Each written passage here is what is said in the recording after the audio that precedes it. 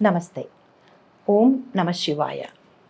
ఇప్పుడు కార్తీక మాసంలో కార్తీక పురాణం మొదటి అధ్యాయంలో మనం ప్రవేశిస్తున్నాము. అయితే సౌనకాది నైమిసారణ్యంలో సౌనకాది మహర్షులందరూ కలిసి సూత మహాముని దగ్గరికి వెళ్ళి, ఓ మహానుభావ, కలియుగంలో మానవులు చేసే పాపాలు కానీ పుణ్యాలకు కానీ వాళ్ళు చేసే ప్రతి కర్మకి మంచి చెడు ఫలితాలు ఉంటాయి కదా.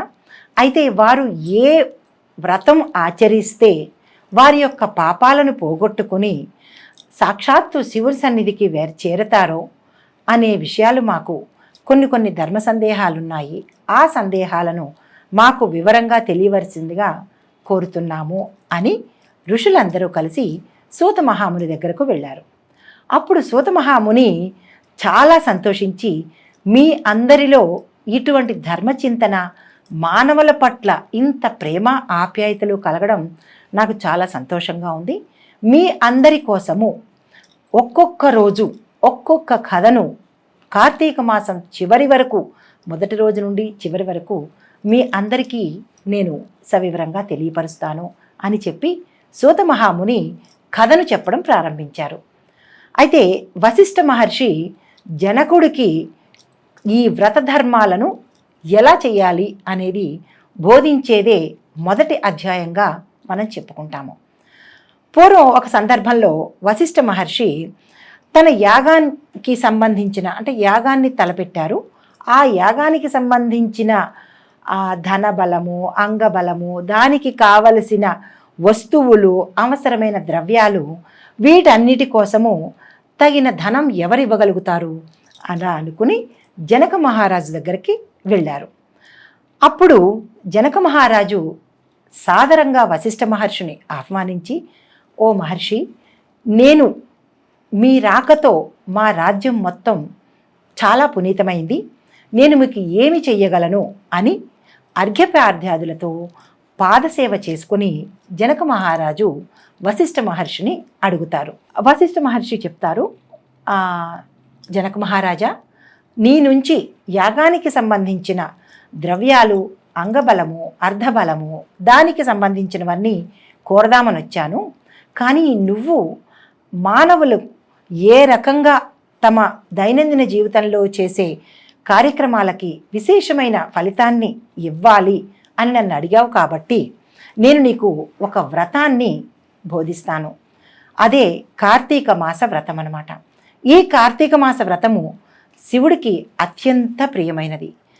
శివుడికే కాదు, విష్ణుమూర్తికి కూడా, ఆ శ్రీమన్నారాయణకి కూడా అత్యంత ప్రియమైన మాసం అన్నమాట. జనక మహారాజు చాలా సంతోషించి అందుకు అంగీకరించి యాగానికి కావలసిన అన్ని వనరులు సమకూరుస్తానని మాట ఇచ్చాడు.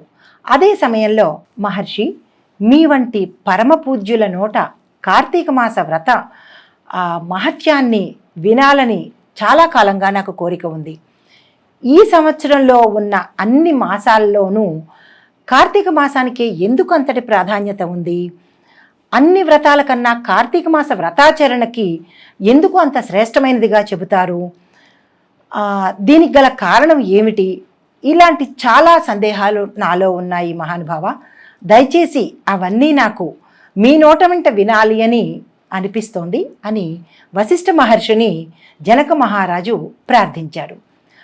జనకుడి మాటలు విన్న మహర్షి చాలా ఆనందపడి, ఓ రాజా, నీ సందేహం చాలా యోగ్యమైనది. నీతో పాటు లోకంలో ప్రతి మానవులకి, దేవతలకి, ప్రతి ఒక్కరికి కూడా ఈ సందేహం చాలా మేలు చేస్తుంది. నువ్వు అడిగిన వివరాలన్నీ సవివరంగా నీకు తెలియపరుస్తాను, శ్రద్ధగా విను అంటూ కార్తీక మాస వ్రతాన్ని చెప్పడం ప్రారంభించారు. జనక మహారాజా, పూర్వజన్మలో ఎంతో పుణ్యం చేసుకుంటే కానీ మంచి మంచి విషయాలు వినాలన్న కోరిక మానవులకి కానీ దేవతలకి కానీ ఎవ్వరికీ పుట్టదు. అయితే అటువంటి పుణ్యం నువ్వు చేసుకున్నావు. నువ్వు అడిగిన కార్తీక మాస వ్రతాన్ని, విశేషమైన పుణ్యం కలిగించే ఈ యొక్క వ్రతాన్ని నీకు నేను వివరంగా తెలియపరుస్తాను. ఆ కథ వినడం వల్లనే సమస్త పాపాలన్నీ తొలగిపోతాయి. అంటే వినినంత మాత్రానే తొలగిపోతాయి అంటే ఎంతటి మహిమగల మాసము, ఎంతటి మహిమగల వ్రతమో మనకి అర్థమవుతోంది. అయితే మిథిలా నగరానికి అధిపతి అయిన ఓ రాజా, ఏ వయస్సు వారైనా, ఏ కులం వారైనా, స్త్రీ పురుషులైనా, ఏ వర్గానికి చెందిన వారైనా సరే ఎటువంటి భేదభావాలు లేకుండా ఈ వ్రతాన్ని ఆచరించుకోవచ్చు.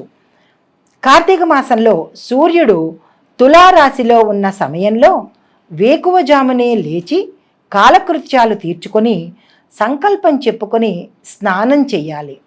తరువాత దాన ధర్మాలు, పూజలు, నోములు ఇలా నిర్వహించిన వారికి లెక్కించడానికి సాధ్యం కానటువంటింత పుణ్యం కలుగుతుంది. 7 అశ్వమేధ యాగాలు చేసినంత ఫలితం కలుగుతుంది.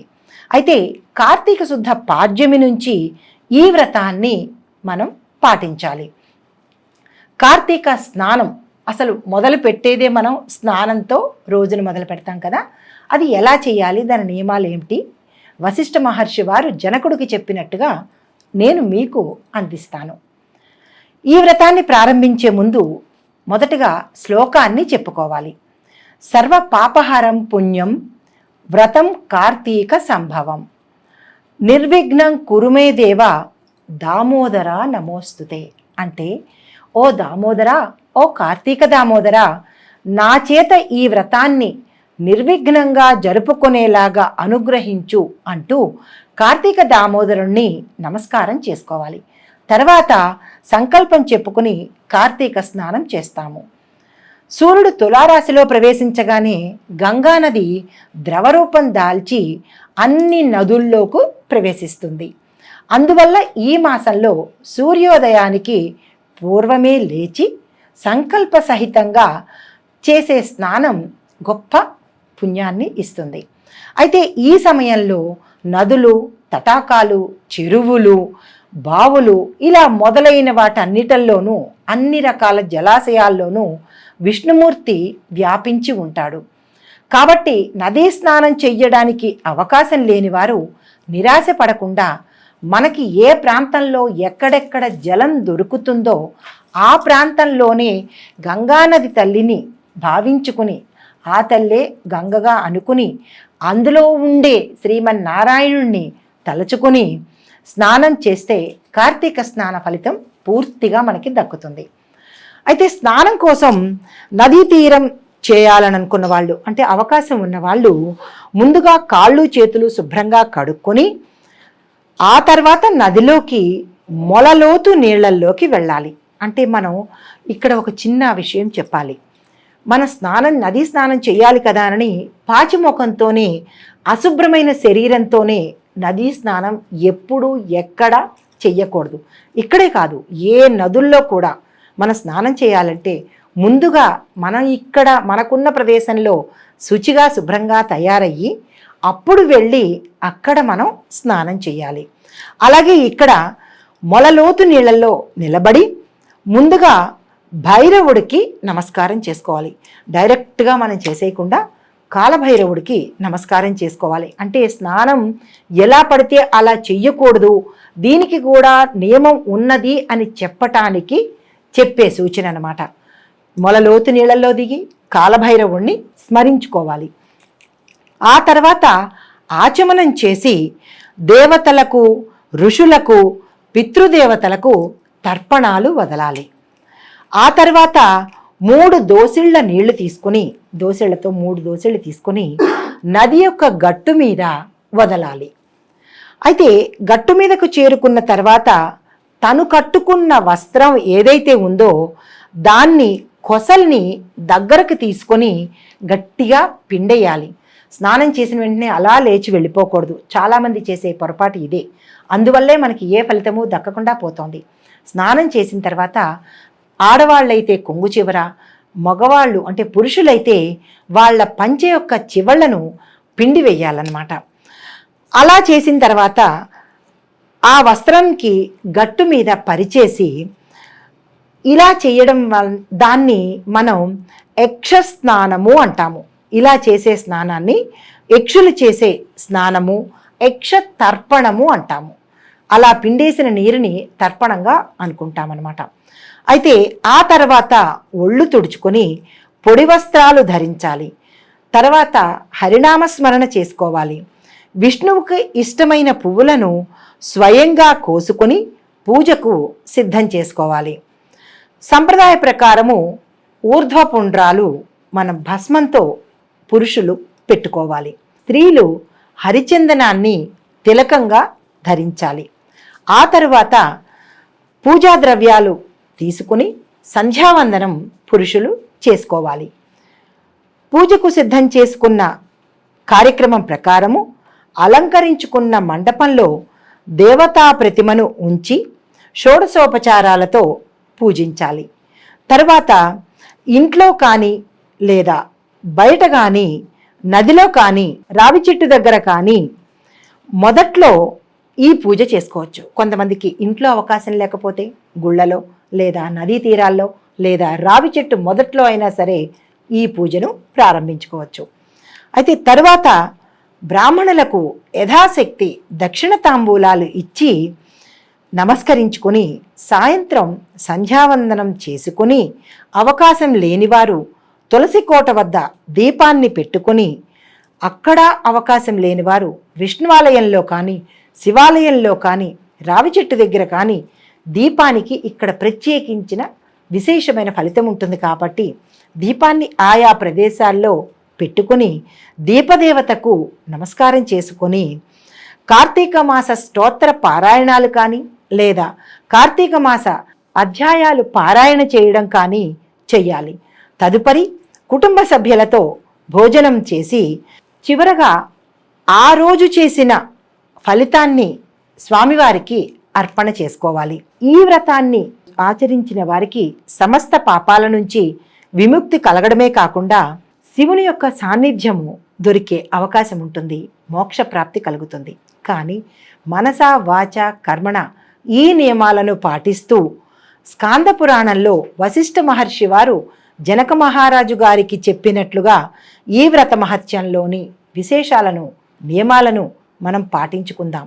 ఇప్పుడు మొదటి రోజు మనకి ఏవేవి నిషిద్ధాలు, ఏ దానాలు చేయాలి, మనం పూజించాల్సిన దేవుడు ఎవరు, జపించాల్సిన మంత్రం ఏంటి, దానికి మనకి వచ్చే ఫలితం ఏంటి వివరంగా చూద్దాము. చాలా జాగ్రత్తగా శ్రద్ధగా వినండి సుమా. మొదటి రోజు పాడ్యమి రోజు మనం నిషేధించవలసినవి అంటే మన నిత్య భోజనంలో ఆ రోజు నిషేధించవలసినవి ఉల్లి, ఉసిరి, నిల్వ ఉన్న అన్నము అంటే చద్దన్నము, ఎంగిలివి, చల్లని పదార్థాలు ఆ రోజు ముట్టకుండా ఉంటే మనం చేసిన పూజకు కానీ వ్రతానికి కానీ మంచి ఫలితం ఉంటుంది. తర్వాత ఆ రోజు ఏ దానాలు ఇవ్వాలి అంటే నెయ్యిని, బంగారాన్ని దానంగా ఇవ్వాలి. అయితే ఆ రోజు పూజించాల్సిన దేవుడు అగ్నిదేవుడు. ఆ రోజు జపించాల్సింది అగ్ని యొక్క మంత్రము. ఓం జాతవేదసే స్వధాపతయే నమః. ఓం జాతవేదసే స్వధాపతయే నమః. ఈ మంత్రాన్ని నోట్ చేసుకుని లేదా రాసుకొని తప్పకుండా ఈ మంత్రాన్నే చదవాలి. కార్తీక మాసమే కదా, ఓం నమశివాయ అని చదివేసుకుంటే సరిపోతుంది కదా అని అనుకోకూడదు. ప్రతి ఒక్క రోజుకి మాసం శివుడిదే, కానీ ఏ రోజు ఎవరికి ఆయన ఆవిర్భావం ఇచ్చాడు అనే దాన్ని బట్టి ఆ రోజున ఆ మంత్రాన్ని మాత్రమే మనం చదువుకోవాలి. అయితే మనకి వచ్చే ఫలితం ఏంటంటే తేజస్సు వృద్ధి అవుతుంది. ప్రతి మనిషిలోనూ తేజస్సు లేకపోతే ఆ మనిషి సరిగా కనపడ్డు కదా. సో మనకి ప్రతి మనిషికి కావాల్సింది తేజస్సు.